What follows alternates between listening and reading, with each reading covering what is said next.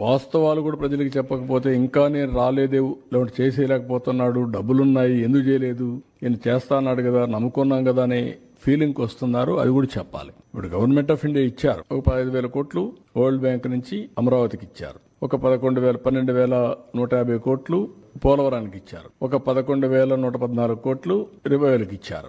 సరే, మిగిలిన కొన్ని మేము ఈ వర్క్స్ అన్ని మీద పెట్టడానికి కొంత శాఖ కింద కొంత ఫండ్స్ ఇచ్చారు. కానీ ఆ డబ్బులు నేను వెల్ఫేర్కి ఇవ్వలేకపోతున్నాను. కనీసం అక్కడ పెడితే రివైవ్ అయితే, డెవలప్మెంట్ అయితే నాకు ఆదాయం పెరుగుతుంది. ఆదాయం పెరిగితే ఇస్తాం. ఇంకొంచెం ఫ్లెక్సిబిలిటీ కోసం ఆలోచిస్తున్నాం. ఎక్కడ ఫ్లెక్సిబిలిటీ వస్తే అక్కడ అవసరమైతే బారో చేసైనా సరే I want to give my commitments. తల్లికి వందనం కానీ, లేకపోతే రైతులకు ఇవ్వాల్సిన రైతు భరోసా కానీ I want to give it. ఏది రైతు అయినా అవస్థపడాలి, గవర్నమెంట్ అయినా అవస్థపడాలి. నాకు ఫ్లెక్సిబిలిటీ ఉంటే నేను అవస్థ తీసుకోవడానికి సిద్ధంగా ఉన్నా. I will give it. ఆ ప్రయత్నంలోనే అనునిత్యం ఉన్నాం. మా డిపార్ట్మెంట్కి అదే చెప్పాం. They are also doing same exercise.